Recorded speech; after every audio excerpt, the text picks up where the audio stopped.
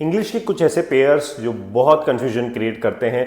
Sleep, asleep, new, anew, wake, awake, back, aback, wait, await, rise, arise, go and ago. क्या आप भी confuse होते हैं इन words में? अगर हाँ तो ये वीडियो आप लोगों के लिए माय डियर फ्रेंड्स, ये आज सारा कंफ्यूजन हम आपका दूर कर देते हैं। देखिए, एक एक्स्ट्रा लेटर किसी भी वर्ड में जुड़ने से उसका पूरा मीनिंग चेंज हो जाता है और इसीलिए हम इनको बोलते हैं कंफ्यूजिंग पेयर्स। तो तैयार हैं आप इस सारे कंफ्यूजन को दूर करने के लिए? चलिए लेट्स स्टार्ट, शुरुआत करते हैं। फर्स्ट पेयर है हमारा स्लीप, अस्लीप। स्लीप का मतलब आप अच्छे से जानते हैं, स्लीप का मतलब होता है सोना। ये वर्ब और नाउन दोनों की तरह यूज किया जा सकता है, दैट इज स्लीप। और अस्लीप जो होता है ये एडजेक्टिव होता है, इसका मतलब होता है सोया हुआ, सोया हुआ। देखिए, एडजेक्टिव का मतलब होता है विशेषण जो किसी चीज की विशेषता बताते हैं। जैसे वह सोया हुआ है तो ही इज अस्लीप, ये उसकी क्या बता रहा है? कंडीशन को बता रहा है, ये उसकी कंडीशन को बता रहा है। क्या है? वो सोया हुआ है, तो ही इज अस्लीप। जैसे I sleep for 8 hours every night, अब मैं रोज रात को 8 घंटे सोता हूं। अब ये क्या काम हो रहा है? सोने का काम हो रहा है, तो यहां पे एज ए वर्ब यूज हो रहा है। तो ये स्लीप जो है ना, एज ए वर्ब आप यूज हो रहा है कि सोना, कि मैं रोज 8 घंटे सोता हूं रात को।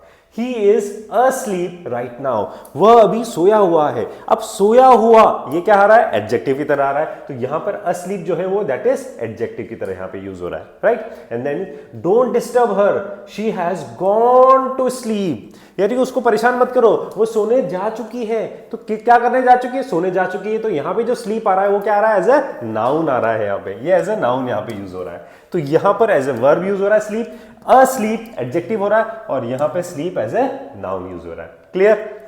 द बेबी इज अस्लीप, यानी कि बच्चा जो है वो सोया हुआ है, ये एडजेक्टिव की तरह यूज हो रहा है। क्लियर? चलिए नेक्स्ट पे आते हैं। New, undue. न्यू का मतलब हमें मालूम है, न्यू का मतलब होता है नया। जैसे मेरे पास एक नया फोन है तो I have a new phone. लेकिन अन्यू, न्यू के साथ जुड़ा हुआ है, अन्यू, इसका मीनिंग थोड़ा डिफरेंट होता है। इसका मतलब होता है अफ्रेश, नया शुरू करना, बिल्कुल नए तरीके से कोई भी शुरुआत करना, कुछ भी करना, यानी कि वंस अगेन, दोबारा से, या इन अ न्यू वे। कैसे बनेगा देखिए। अच्छा एक चीज और देखिए, न्यू एडजेक्टिव है। जैसे मैंने नया फोन खरीदा, तो फोन कौन सा खरीदा मैंने? नया, तो मैं उसकी क्या बता रहा हूं? विशेषता बता रहा हूं, तो ये एडजेक्टिव हो गया। और अन्यू जो है एडवर्ब है, इसका मतलब होता है फिर से या नए तरीके से कोई भी चीज को करना। I bought a new phone yesterday, मैंने कल नया फोन खरीदा। तो बाय का सेकंड फॉर्म क्या हो गया? बॉट हो गया। अब कौन सा फोन खरीदा मैंने? New phone. तो न्यू का मतलब क्या हो गया यहां पे? दैट इज नया। Next is after failing once she tried a new, एक बार फेल होने के बाद उसने फिर से दोबारा से ट्राई किया, तो दैट इज फिर से, यानी कि once again in a new way.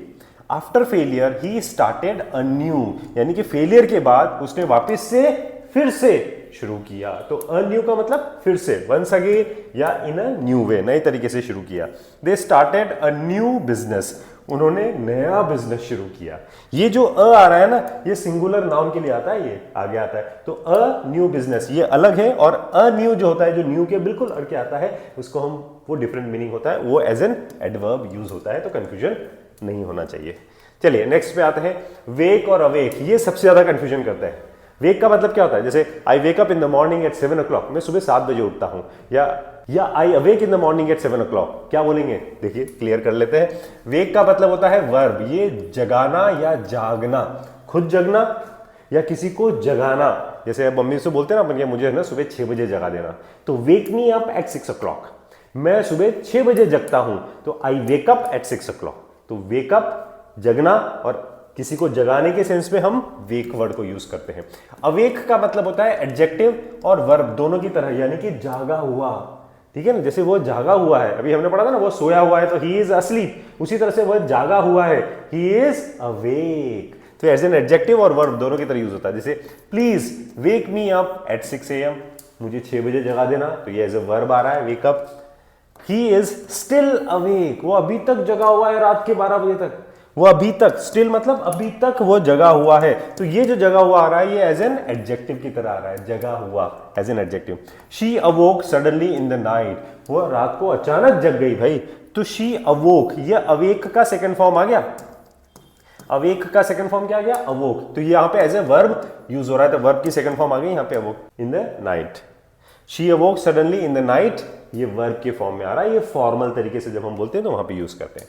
Next we have is back aback.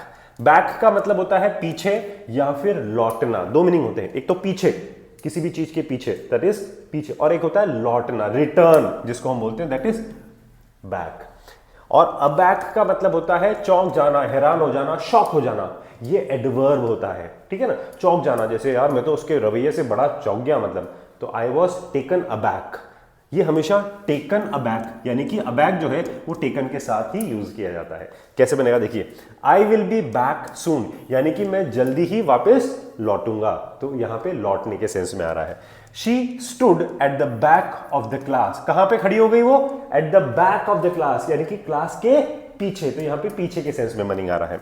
I was taken aback by his rude reply, उसके रूखे रवैये से मुझे बड़ा मतलब हैरानी हुई यार, बड़ा शॉक लगा मुझे, बड़ा सरप्राइज हुआ मुझे, तो यानी कि टेकन अबैक, शॉक होना, सरप्राइज होना। He was taken aback by the news, यानी कि खबर सुनकर उसको बहुत बड़ा झटका लगा, यानी कि बहुत बड़ा शॉक लगा, बहुत सरप्राइज हुआ उसको, तो टेकन अबैक। तो यहां पे आपको ध्यान रखना है कि हैरान होना, चौंक जाना, इसके अबैक मीनिंग होता है, बैक का मतलब होता है पीछे या लौटना, ठीक है। चलिए नेक्स्ट पे आते हैं, राइज, अराइज। राइज जैसे बोलते हैं ना, सूरज पूरब से उगता है, the sun rises in the east, तो राइज का मतलब होता है उठना या चढ़ना, यह मतलब होता है राइज का, ठीक है। और अराइज जो है इसका मतलब होता है उत्पन्न होना, यानी कि सामने आना, ये थोड़ा फॉर्मल तरीके से जब हम बात करते हैं तब यूज किया जाता है। जैसे the sun rises in the east, यहां सन सिंगुलर है, तो यहां पे राइज में हमने क्या लगा दिया, एस लगा दिया, यानी कि सूरज पूरब से उगता है। द प्रॉब्लम्स में arise at any time, problem कभी भी उत्पन्न हो सकती है भाई, कभी भी पैदा हो सकती है प्रॉब्लम, तो प्रॉब्लम कभी भी खड़ी हो सकती है, तो उत्पन्न हो सकती है, पैदा हो सकती है, खड़ी हो सकती है, इन सब में क्या लगाएंगे आप, अराइज, तो प्रॉब्लम में arise at any time. Smoke rose from the chimney, अब राइज का सेकंड फॉर्म क्या हो गया, रोज, तो एज ए वर्ब यहां पे यूज हो रहा है, तो राइज का सेकंड फॉर्म क्या हो गया, rose. Smoke rose from the chimney, यानी कि चिमनी से जो है धुआं उठा, एंड कॉन्फ्लिक्ट अरोज, ये अराइज का सेकंड फॉर्म हो गया, किसका हो गया, अराइज का, इसका। तो conflict arose between the two teams, यानी कि दो टीमों के बीच में जो है मतभेद पैदा हो गया, मतभेद उत्पन्न हो गया, मतभेद शुरू हो गया, तो अरोज का मतलब यहां पे ये हो गया। Clear, I hope it is clear ना।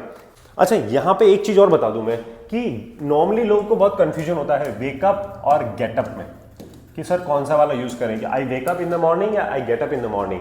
देखिए दोनों में डिफरेंस ये होता है, वेकअप का तो मतलब होता है नींद से जागना, और गेटअप का मतलब होता है बिस्तर से उतरना।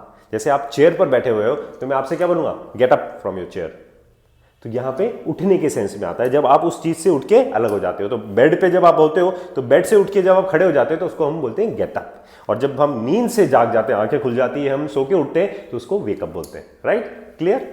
चलिए next we have is wait and await, again very common word. हमें मालूम है वेट का मतलब क्या होता है, इंतजार करना। जैसे he is waiting for me, वो मेरा इंतजार कर रहा है। Hey why are you waiting here, आप यहां क्यों इंतजार कर रहे हो। तो वेट का मतलब तो हो गया इंतजार करना, जो हमें मालूम है। अवेट का मतलब भी इंतजार करना, यानी कि प्रतीक्षा करने के सेंस में आता है। ये थोड़ा फॉर्मल तरीके से में आता है, ये जब औपचारिक बातें करते हैं, ठीक है। ये भी एज अ वर्ब ही है, ध्यान दीजिएगा। तो प्लीज वेट फॉर मी। अच्छा, यहां पर आपको एक चीज ध्यान रखनी कि इसके साथ कभी भी है ना फॉर नहीं आएगा, अवेट फॉर नहीं आएगा। वेट फॉर आता है लेकिन अवेट फॉर नहीं होता है कभी भी, ये आपको इंपॉर्टेंट ध्यान रखनी है। तो प्लीज वेट फॉर मी, यहां पे तो वेट के साथ फॉर आ गया, मेरे लिए इंतजार कीजिए यहां पे, तो please wait for me here. A big reward awaits you, एक बड़ा रिवॉर्ड तुम्हारी प्रतीक्षा कर रहा है। तो a big reward awaits you, यानी कि अवेट या प्रतीक्षा करने के सेंस में आ रहा है यहाँ पे। We are awaiting your reply. अब देखना, अगर हम इसको बोलना होता है we are waiting for your reply, मतलब हम आपके रिप्लाई का इंतजार कर रहे हैं, तो रिप्लाई के साथ फॉर लगा दिया। लेकिन यहां पे we are awaiting your reply, यानी कि हम आपके रिप्लाई का प्रतीक्षा कर रहे हैं, तो यहां पे अवेटिंग आ गया लेकिन फॉर नहीं आएगा। ध्यान देने वाली बात है ये। अ ब्राइट फ्यूचर अवेट्स यू, यानी कि आपका उज्जवल भविष्य आपका इंतजार कर रहा है। तो a bright future awaits you. Next we have is go. Ago, go का मीन्स हो गया जाना, वर्ब है, हमें अच्छे से मालूम है। अगो का मतलब होता है पहले, यानी कि पास्ट में, कुछ समय पहले, 2 साल पहले, 10 मिनट पहले, 2 महीने पहले, तो पहले पास्ट की बात करते हैं तो वहां पे अगो लगाते हैं। जैसे let's go for a walk, चलो वॉक के लिए चलते हैं। तो गो का मतलब चलना होता है, ये आपको अच्छे से मालूम है। I met him 2 years ago, मैं उससे 2 साल पहले मिला। I met him many years ago, मैं उससे बहुत सालों पहले मिला। I met him a long time ago, मैं उससे बहुत टाइम पहले मिला। I met him 5 minutes ago, मैं उससे 5 मिनट पहले मिला। I met him an hour ago, मैं उससे 1 घंटे पहले मिला। I met him 3 days ago, मैं उससे 3 दिन पहले मिला। I met him 6 months ago, मैं उससे 6 महीने पहले मिला। I met him 10 years ago, मैं उससे 10 साल पहले मिला। तो ago का मतलब पहले मिलना। अब आपके लिए 3 सेंटेंसेस है माय डियर फ्रेंड्स। मैं टीवी देखते हुए सो गया। अब क्या करते हुए? टीवी देखते हुए सो गया। तो क्या आएगा? अपना आंसर कमेंट में लिखिएगा। हमें फिर से नई शुरुआत करनी चाहिए। तो नया, कुछ भी नया करते हैं तो क्या आता है? न्यू या अन्यू? सोच के बताइएगा। 1 घंटे पहले वह यहां से चला गया। यहां से चला गया। कब चला गया वो? 1 घंटे पहले।